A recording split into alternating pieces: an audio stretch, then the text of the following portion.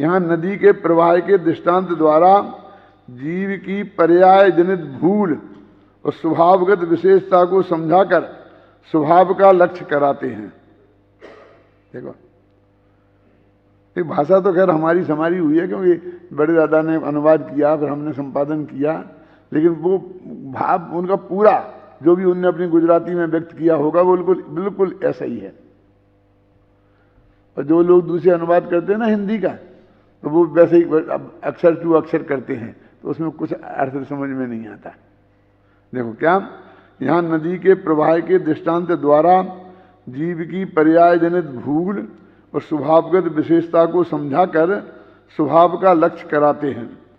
उसमें जिस प्रकार नदी का अपार जल समूह अपने वेग से अपनी धारा में बह रहा हो, उसमें से थोड़ा सा पानी अपनी धारा को छोड़कर अन्य रास्ते से इधर उधर बहकर गहन वन में कहीं दूर चला जावे, पश्चात उसे कोई व्यक्ति ढाल वाले मार्ग से उसी नदी की ओर मोड़ देवे, तो फिर वह पानी ढाल पाकर पानी के मूल समूह की ओर प्रवाहित होता हुआ पानी के मूल समूह में मिल जाता है। और ये जो गुरुदेव ने निकाला ये बहुत मार्मिक है। नदी बहती आ रही है, अब आपने नर्मदा नदी देखी होगी, तो जब एकदम ऐसी बहती आती है तो एकदम सामने को, और फिर ढाल होता है बगल में, सामने होती है पहाड़ी, तो अब वो उससे टकराती है, वो सीधी आ रहा है पानी बहते हुए, फिर वो बगल को पानी जाता है, तो कुछ पानी उस पहाड़ी पर चढ़ जाता है, और पहाड़ी पर चढ़कर फिर वहाँ जहाँ ढाल मिलता है वहाँ को बहने लगता है, तो वो सूख जाएगा, बस खत्म। वहाँ तो ज़्यादा काल तक रह नहीं सकता ज़्यादा पानी, लेकिन उसी पानी को फिर ढाल मिल जाए और इसी बड़े प्रवाह में मिल जाए, तो वो पानी कहाँ है, मिल जाता है। तो कोई मिले और कोई मिला दे, वो पानी उधर को निकल गया, फिर उसको लौटा के उसी ढाल से उधर मिला दे। जैसे मैंने जमुना गंगा की नहर का उदाहरण दिया था ना कल, कि वो जो नहर निकाली, वो यहाँ कह रहे निकाले नहीं, निकल तो जाए अपने आप, लेकिन उस पानी को फिर जाकर कानपुर में जाके गंगा में ही डाल दिया ना। यदि नहीं डालते और दूसरी दिशा की तरफ मोड़ देते तो नर्मदा का पानी साबरमती में मिला दिया कि नहीं? यदि वो नहीं मिलाते तो वो साबरमती में नहीं आता और वहीं दरिया में मिल जाता। तो कहीं एरिए में थोड़ा उसे उधर को मोड़ दिया, फिर तो जो पानी का ढलान मिलता चला गया तो वो आगे साबरमती में आ गया। तो ये बात इसमें आ गई है। उसी प्रकार यह भगवान आत्मा अनादि काल से अपने विज्ञान घन स्वभाव से च्युत हुआ था। अब सिद्धांत में और उदाहरण में क्या अंतर आ गया? किसी की ख्याल में आया हो तो हाथ उठाए। उदाहरण में तो ये था, वो पानी का प्रवाह था और उसमें अनादि नहीं थी, सिद्धांत में उन्होंने अनादि जोड़ दिया, क्योंकि ऐसा नहीं कि पहले स्वभाव में था और फिर विभाव में गया है। क्या वो जो नदी का पानी था वो पहले तो स्वभाव में बह रहा था और वो ऐसा बगल में चला गया था, वो विभाव में गया था और फिर उसे स्वभाव में लाया गया। ये कहते थे अनादि से ही विभाव में बह रहा था और फिर उसे स्वभाव में लाया गया। ये फर्क तो इतना बारीक फर्क गुरुदेव के ध्यान में था कि उदाहरण को उसे हम उसी तरीके से नहीं लगाएं, दोनों में अंतर डाल दिया ना। कहना यह भगवान आत्मा अनादिकाल से विज्ञान घन स्वभाव से च्युत हुआ था, भ्रष्ट होकर प्रचुर विकल्प जाल रूपी वन में भटक रहा था। ये नयों का विकल्प जाल है ना। अभी तुम वो कलश पढ़ रहे थे ना, पहला कलश शुरू किया था ना, विकल्पों का जाल उठ रहा जिसमें अनंती विकल्पों का जाल है, भेद है भेद है विकराल है ना। उसमें रौद्र रस आता है, देखो पढ़ो, रौद्र रस का परिपाक हुआ है, मैंने रौद्र रूप धारण कर लिया उसने। उठ रहा जिसमें अनंत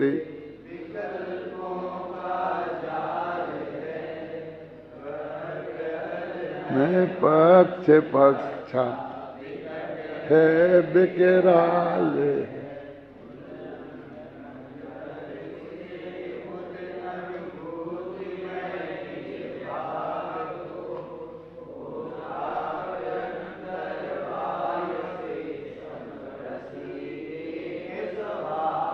यहीं से शुरू किया था ना तुमने कलश का पाठ, है ना?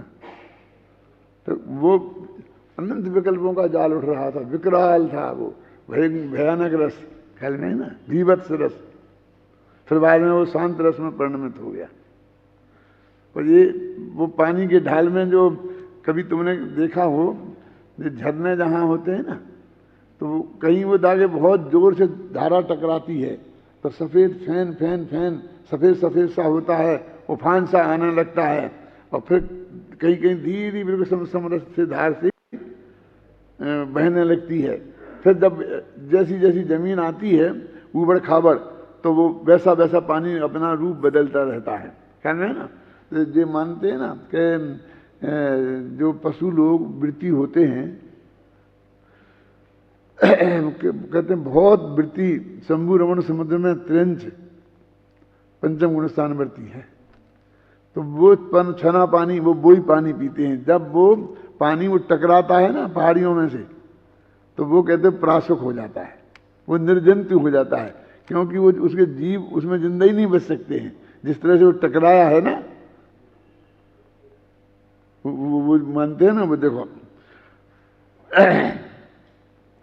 वन में भटक गया था, अपनी त्रिकाली ध्रुव स्वभावी प्रवाह रूप वस्तु तो त्रिकाल अपने ज्ञान और आनंद के रस से भरपूर पड़ी है, किंतु केवल पर्याय में वह आत्मा उस परिपूर्ण स्वभाव से च्युत हो रहा है, अनादिकाल से भ्रष्ट हो रहा है। अब वह अपने उग्र पुरुषार्थ से विवेक रूपी ढाल वाले मार्ग द्वारा अपने यथार्थ स्वरूप विज्ञानघन स्वभाव की ओर आया है। अब इसमें वो बलपूर्वक, ये बलपूर्वक जो शब्द है ना, बलपूर्वक कोई मोड़ दे, तो ये वो पुरुषार्थ को महत्व देना चाहते हैं। ऐसा नहीं कि वो उसमें बह गया था और फिर वो अपने आप बहता हुआ इधर आ गया, ऐसा भी हो सकता है ना। कौन तो पानी की धारा अलग निकल जाए तो 1-2 किलोमीटर तक नाले जैसी बहती रहे और फिर आकर के उसी नदी में मिल जाती है, ऐसा होता है कि नहीं होता? तो उसको उदाहरण में नहीं लेना उन्हें कि वो भटक तो अपने आप जाए और फिर उसे कोई बलपूर्वक मिलान करके उधर को ढाले, इसलिए वैसा उदाहरण लिया उन्होंने। पुरुषार्थ से विवेक रूपी ढाल वाले मार्ग में अपने यथार्थ स्वरूप को विज्ञान घन की ओर आया है। कलश टीका में पंडित राजमल जी ने विवेक निम्न गमनात्, ये शब्द है मूल छंद में, विवेक निम्न गमनात् पद का अर्थ यह किया है कि शुद्ध स्वरूप का अनुभव यही हुआ नीचा ढाल वाला मार्ग। विवेक माने शुद्ध स्वरूप का अनुभव और निम्न गमनात् माने नीचा ढाल वाला मार्ग।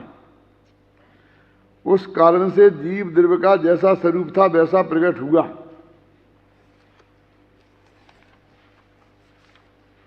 जो अज्ञानी जीव अनादिकाल से अपने विज्ञानघन स्वभाव से भ्रष्ट हुआ, प्रचुर विकल्प रूपी गहन वन में दूर दूर तक भटक रहा था, अनेक प्रकार के विकल्प के राग जाल में स्वतः उलझ रहा था, दया दान वृत्त आदि शुभ पुण्य रूप, हिंसादि अशुभ पाप रूप अनंत प्रकार के शुभाशुभ विकल्पों या अनेक प्रकार के नए विकल्पों के इंद्रजाल में स्वयं अपने विभाव स्वभाव में अटक रहा था। वह तत्व ज्ञान के बल से उसे दूर से ही छोड़कर अर्थात रागादि से मिले बिना ही अपने उपयोग को स्वभाग में जोड़ देता है। भेद विज्ञान द्वारा अपने बल से ही अपने चैतन्य स्वभाव की ओर झुक जाता है। ये सब वो मेरे ख्याल से गुरुदेव का ही कोटेशन चल रहा है, खत्म हो गया ना क्या? देखो गुरुदेव का कोटेशन चल रहा है। अब दादा ख्याल में आता है ना कि कितना गहरी पकड़ थी उनकी। इस श्लोक में ऐसा पाठ है कि विवेक निम्न गमनात्, इसका अर्थ यह है कि वेद विज्ञान रूपी मार्ग द्वारा अपने ज्ञान स्वभाव में आ मिलता है। ढाल वाला मार्ग अर्थात भेद विज्ञान रूप गंभीर मार्ग, इसके द्वारा स्वरूप में आ मिलता है। भेद विज्ञान रूपी जो गंभीर ढाल वाला मार्ग है वह अंतर स्वभाव की ओर जाने वाला मार्ग है और विकल्प पर की ओर जाने वाला मार्ग है। भेद ज्ञान द्वारा जिसको स्वभाव का आश्रय हो जाता है वह विकल्पों से भिन्न होता है, फिर उसे विकल्पों का कर्तृत्व नहीं रहता। अज्ञानी दया दान वृत्त आदि शुभ विकल्पों को अपना स्वरूप मानकर विकल्पों का कर्ता बनकर निज चैतन्य स्वरूप से भ्रष्ट होकर विकल्प वन में चिरकाल तक परिभ्रमण करता है। यहाँ हुआ गुरुदेव का कथन। अब ये आप ऐसे पढ़ते जाओगे तो नहीं आएगा आपकी गुरुदेव की महिमा। ये गुरुदेव ने ये किसमें से अर्थ निकाला है, और फिर जब वो ख्याल में आएगा तो महिमा आएगी। अब गुरुदेव अपनी तरफ से बता रहे हैं, अपनी तरफ से वो कह रहे हैं भेद विज्ञान रूपी ये और ढाल और फलानी फलानी, तो कुछ महिमा नहीं आएगी। ख्याल में आई ना, किस चीज में से ये निकाला और हम निकाल के देखें, और हम निकाल पाते कि नहीं, ये अपना लगाएं क्यों शांति जी, तो फिर पता चलेगा कि ऊंट पहाड़ के नीचे आया है।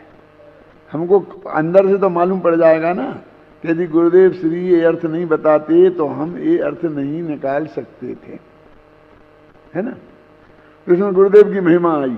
अब घबराओ नहीं, मगर गुरुदेव श्री ने निकाल के रखा और वो हमारी समझ में आ गया, ये भी कम महिमा की बात नहीं है। क्या? क्यों? क्योंकि लाभ तो दोनों का बराबर ही है ना।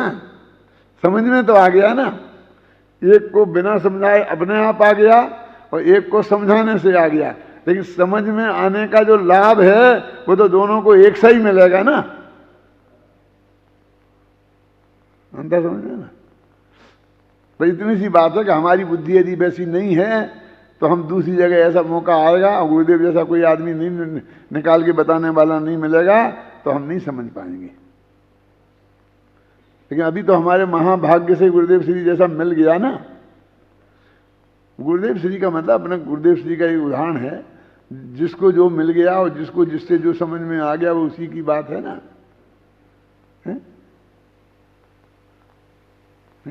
हर एक को तो गुरुदेव श्री कब मिलेंगे। मान लीजिए कि उस जमाने में जब वो थे, जब जो लोग थे उन्हें मिल गए, जब उस जमाने में जिनका जन्म ही नहीं हुआ था उन्हें कहाँ मिलेंगे। कोई काल से दूर होता है, कोई क्षेत्र से दूर होता है और कोई भाव से दूर होता है। काल से दूर समझ गए ना, जिस युग में वो पैदा हुए उसमें अपन पैदा नहीं हुए। क्षेत्र से दूर माने वे गुजरात में थे, आप मान लो कर्नाटक में पड़े थे। और भाव से दूर माने वे वहीं थे, सोनगढ़ में वे भी थे, रोजीना प्रवचन करते थे, क्षेत्र भी वही था, काल भी वही था। क्यों? तो आगे तक की सब जमा के सब रख देते थे, शुरू स्पीकर लगा देते थे, ये कर देते थे, वो कर देते थे सब आगे। और जब प्रवचन खत्म होता तो दो लौट के आगे सब संभाल लेते थे, और जब प्रवचन होता था तो अपने जाके आराम और क्या वहीं बैठे बैठे घूमते रहते थे। वे हो गए भाव से दूर, समझ गए ना। क्षेत्र और काल से दूर नहीं थे। ऐसे सैकड़ों लोग हैं क्या नहीं है जो आप जानते होंगे अच्छी तरीके से।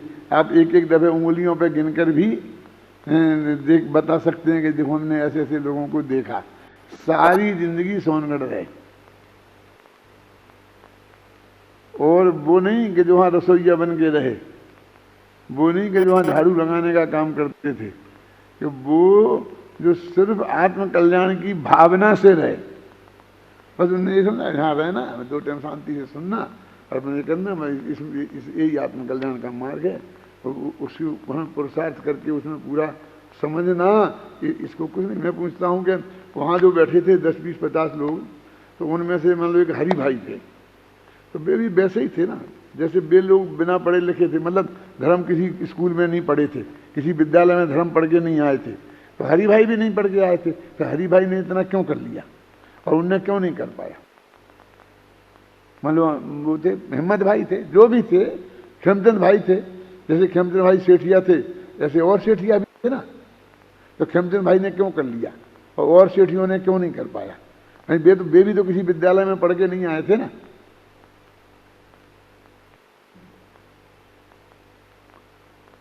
ऐसे अब बराबर आप 10-5 लोगों पर निगाह डाल के देखो कि एक दिन भी उन्होंने छोड़ा भी नहीं, बराबर 5 मिनट पहले जाके प्रवचन में बैठ जाते हैं और बाद में गुरुदेव उठ जाते तो सब समेट के उठते। फिर भी नहीं लगा। क्यों नहीं लगा? कि वो उनके सुनने में, उनके पढ़ने में स्टडी नहीं थी, अध्ययन नहीं था, बस रीडिंग था, सुनना था, सुनने वाला धर्म था। क्या उसकी तह तक पहुंचने वाला धर्म नहीं था। देखो अभी कहाँ आगे भाई बताओ, ये खत्म देव का। अब अपनी कमेंट्री भी सुन लो पूरी। वो एक समय हो गया क्या? चल पढ़ लेते हैं थोड़ा। पानी का समूह तो समुद्र, नदी, झील और तालाब सभी में होता है, तथापि स्वामी जी ने जलौघ का अर्थ नदी ही किया है, जो उपयुक्त ही है, क्योंकि समुद्र, झील और तालाब का पानी यदि अपने समूह से च्युत होकर नीचे की ओर बह जावे तो यांत्रिक प्रयोग के बिना उसका उसी जल समूह से मिलना संभव नहीं है, परंतु निस्समूह से च्युत नदी के पानी को ढाल वाले मार्ग से उसी जल समूह में मिलाना बिना यंत्र के भी संभव है ना। क्योंकि नदी का पानी भी तो सहज भाव से नीचे की ओर ही बह रहा है। जिस स्थान पर पानी अपने समूह से च्युत हुआ है, भले ही उसे उसी स्थान पर न मिलाया जा सके, परंतु उसी जलधारा में आगे अवश्य मिलाया जाता है। आगे समझे ना, तो नदी के उदाहरण में अंतर है। ये लिखा है मैंने सब। देखो मैं इसलिए कह रहा हूं कि आज मैं पढ़ा रहा हूं तो आप लोगों को ध्यान आ रहा है। ये किताब तो आपके पास थी ना, आप पढ़ते तो है नहीं ना, आपको उपलब्ध तो थी, तो तब क्यों नहीं आया? मेरे कहने का मतलब आना चाहिए ना। ये देखो हरिद्वार गंगा नदी का उदाहरण इसमें दिया है। हरिद्वार में गंगा नदी की एक जलधारा को नहर का रूप देकर गंगा से पृथक किया गया। ये कहीं हमें लिखा थोड़ी मिला, ना गुरुदेव में ना कहीं, ये तो फिर हमने अपने मन से लिखा सब। उसी जलधारा को लगभग 500 किलोमीटर दूर अलग चलाकर कानपुर के आसपास उसी गंगा नदी में मिला दिया गया है। अतः स्वामी जी ने जो जल समूह का अर्थ नदी किया है वह तर्क संगत है एवं उसके लौकिक अनुभव को भी, उनके लौकिक अनुभव को भी सिद्ध करता है। अब उन्हें देखी भी नहीं होगी ये धारा, ऐसा समझ गए ना, फिर भी उनको सब ख्याल में आता है ना। अब उन्हें कैसे ख्याल में आया देखो। जब एक बार मैं एक बात कहता हूँ, थोड़ा समय हो जाए तो हो जान देना। कालिदास का नाम सुना? इतना बड़ा कवि क्यों माना जाता है? कि कालिदास ने मेघदूत नाम का जो काव्य लिखा, तो रामटेक है ना नागपुर के पास, वहाँ एक पहाड़ी है अलकापुरी, इधर हिमालय के ऊपर जो कैलाश पर्वत उधर कहीं मानी जाती है, वहाँ थी। और वहाँ से वो मेघों को दूत बना के अपना समाचार भेजता। तो विशेषता क्या है कि जो बादल आते हैं ना वहाँ दक्षिण भारत से, समुद्र से उठ के, तो रामटेक की पहाड़ी से पार होते हुए यदि वो बादल अलकापुरी तक जाएं तो उनका रास्ता क्या होगा? तो वो रास्ता जो कालिदास ने लिखा है वो ही रास्ते से आज भी बादल जाते हैं। वो बादलों का रास्ता, मतलब ट्रेन का नहीं, प्लेन का नहीं, समझ गए ना, बैलगाड़ी का नहीं, पैदल आदमी का नहीं, रास्ता कौन सा? वो बादल वहां से बंगाल की खाड़ी से उठते हैं, तो जहां से उठ के रामटेक की पहाड़ी पर आते हैं समुद्र के जिस एरिए से, और रामटेक की पहाड़ी से उस अलका नाम की नगरी तक वो जाते हैं। तो किस रास्ते से जाएंगे, रास्ते में कौन कौन से नगर मिलेंगे, और जहां कभी बरस जाएंगे कभी नहीं बरसेंगे, और करते करते थोड़े बहुत वहां पहुंचेंगे। तो वो जो रास्ता है वो आज तक बादलों के जाने का रास्ता वैज्ञानिकों ने देखा है, वही रास्ता है। उस जमाने में कालिदास को कैसे मालूम पड़ा बोलो, ये गांव में बैठे बैठे क्या धरवाई समझ गए ना। बोलो वो क्या लिखता है कि देख तुझे जाओगे तो रास्ते में तुमको उज्जैन नाम की नगरी मिलेगी। उज्जैन नगरी में उज्जैन में क्षिप्रा नाम की नदी बहती है। उसके किनारे पर एक महाकालेश्वर का मंदिर है, तो तुम उसके दर्शन करने जरूर जाना। क्या वो तीर्थों का भी वर्णन करता जाता है वो। और फिर वहां क्या है कि तुम नीचे को जाना थोड़े से, तो मंदिर के दर्शन करने जाओगे ना, नीचे थोड़े उतरना पड़ेगा तुमको। तो वहां जो मालवा की औरतें हैं वे बड़ी बेशरम हैं, तो वे अर्धनग्न होकर नहाती हैं क्षिप्रा नदी में। क्या तो तुम ऐसा करके और थोड़ी छाया उनकी तरफ ऊपर कर देना, जिससे कि लोग उनको देखे नहीं, और ऐसे छाया करके और ऐसे निकल जाना। यानी क्या क्या क्या मतलब हुआ उसका। अपन को तो श्रृंगार रस का, और कैसा कालिदास कैसी गप ठोकता है, गप नहीं, यानी वहां की मालवा की औरतें का नेचर कैसा है और वो नदी में कैसे नहाती है ये भी उन्हें पता था। समझे ना। हमको तो उसमें श्रृंगार रस दिखेगा, और जो कीमत करने वालों को ये दिखा कि कितनी गहरी निरीक्षण शक्ति थी। कभी एक आध दफे गए होंगे वो महाकालेश्वर के दर्शन करने, ख्याल में आई ना, और उन्होंने वहां देखा होगा उन औरतों को नहाते हुए। तो उनने उसके ऊपर जिक्र किया। फिर कहा कि तुम जाओ, तुम्हारे रास्ते में तो नहीं पड़ेगा, लेकिन एक नगर और है देखने लायक, थोड़ा मुड़ के तुम्हें जाना पड़ेगा। और उस नगर का नाम है विदिशा। वो लिखा है उसमें 2000 वर्ष पहले। इसका नाम अभी तो भेलसा था, विदिशा तो पुराना नाम है, क्योंकि वो विदिशा तो थोड़े तुम बगल को मुड़ के जाना तो वहां राजा शूद्रक राज करता है, और उसके राज्य में ऐसा है तो वहां विदिशा का वर्णन है। तो वो उस बादलों के मार्ग में नहीं आता है, और उसे थोड़ा मुड़ के जाना पड़ता है, और इसी वजह से उसका नाम विदिशा रखा। माने दिशा में नहीं है वो,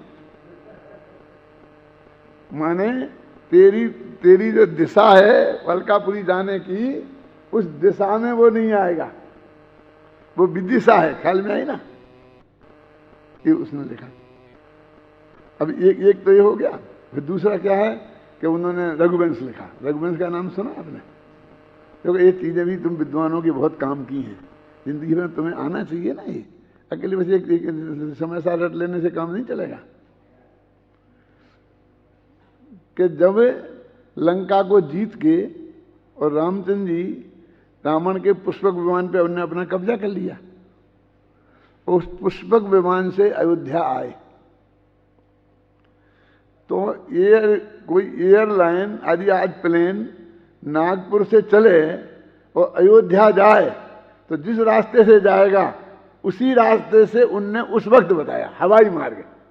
पानी का हवाई जहाज जाएगा तो कैसे जाएगा, तो वो एक अध्याय है पूरा उसका रघुवंश में, कि सीता जी बैठी हैं बगल में, लक्ष्मण बैठे हैं, वो बैठे हैं, और वो बताते जा रहे हैं, देख सीता ये फलाना पर्वत है, वहां पर आया था, यहां पर ऐसा हुआ था, यहां पर हनुमान जी ने मेरे को तुम्हारा ये पता बताया था, यहां पर तुम्हारे वो जो पक्षी से गहने तुमने फेंके थे ना, तो वो गहने मुझे इस पहाड़ी पर मिले थे। ये राजा सुग्रीव की राजधानी है, यहां पर ये ऐसा हुआ था। जब मैं तेरे को लेने आया था ना, और रावण तेरे को हर के ले गया था ना यहाँ से, तो देखो यहाँ से दंडक वन में सीता का अपहरण किया रावण ने, और सीता को वो अपहरण करके जहां से ले गया लंका, और लंका से फिर रामचंद्र जी यहां से वहां तक लंका तक गए, और लंका से फिर प्लेन में बैठा के अयोध्या आए। तो वो सारा वर्णन उसमें लिखा हुआ है, और वो सीता जी को बताते जाते हैं कि देख सीता जी वो नगरी है, ये फलानी नगरी है, यहाँ पर ये इनका राज है, यहाँ नल नील राजा का राज था, वहाँ इसका ये था, फिर यहाँ पर ऐसा हुआ था, फिर यहाँ पर लक्ष्मण को वो लग गई थी शक्ति, तो मैंने ऐसा किया था, वो सब ऊपर से नीचे की नगरों का वर्णन करते चले जाते हैं। तो वो अद्भुत निरीक्षण शक्ति तो अपने गुरुदेव में कम है ना। देखो कि वो जल का औ के मिलकर कैसे कैसे ढाल वाले मार्ग से कहाँ पहुंच जाता है, तो इससे उसकी बुद्धि का पता चलता है, निरीक्षण शक्ति का पता चलता है कि वो क्षमता उसमें है कि नहीं है। ख्याल में ओरिजिनल होती है, मेहनत से भी आती है। अपना बाघ भट्ट नाम के कवि हुए हैं, उनने लिखा कि कवि हो बनना है तो उसके लिए तुम्हें क्या क्या सामग्री चाहिए। काय के लिए? तो कवि बनने के लिए एक पेंसिल चाहिए, क्या एक कॉपी चाहिए? अरे ये सामग्री नहीं। तो उसमें लिखा है प्रतिभा कारणम तस्य व्युत्पत्ति विभूषणम विषोत्पत्ति कृतभ्यासा इत्यादि कवि संकथा। प्रतिभा, एक तो प्रतिभा चाहिए, प्रतिभा समझते हैं आप, इंटेलिजेंसी। एक तो ओरिजिनल प्रतिभा चाहिए, जन्मजात होती है जिसे अपन बोलते हैं ना, और प्रतिभा वो तो है कारण। और व्युत्पत्ति चाहिए, व्युत्पत्ति तो संस्कृत वाले समझते ही है ना, भाषा की बारीकी जानना कि ये शब्द कैसे बना, कहाँ से बना, कैसे गठित हुआ, और शब्द के क्या क्या रूप बन सकते हैं, कृदंत में कैसे बनेंगे, तिगंत में कैसे बनेंगे, सुबंत में कैसे बनेंगे, तद्धित में कैसे बनेंगे, समास में कैसे बनेंगे, क्यों, ये सारी चीजें हैं ना। ये व्युत्पत्ति, व्युत्पत्ति विभूषणम, ये व्युत्पत्ति उसका आभूषण है। प्रतिभा कारण है और व्युत्पत्ति आभूषण है, और विषोत्पत्ति कृतभ्यासा, और निरंतर का अभ्यास। तो ये तीन चीजें चाहिए, बस तुम महाकवि बन जाओ, महान लेखक बन जाओगे। कौन कौन? प्रतिभा कारणम तस्य व्युत्पत्ति विभूषणम और विषोत्पत्ति कृतभ्यासा, निरंतर का, उसमें मेहनत तो करनी ही पड़ेगी।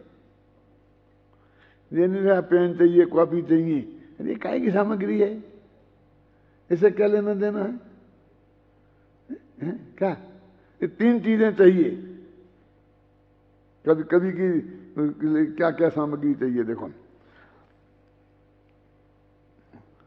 जब मैं कहता हूं ना मेरा चित्त रम जाता है, जब कोई ऐसी अद्भुत बात आती है और अंदर से चित्त में वो बैठती है तो चित्त रम जाता है, फिर द्रव्य क्षेत्र काल भाव की सब मर्यादाएं इसमें टूट जाती हैं। सुनो पढ़ती तरह।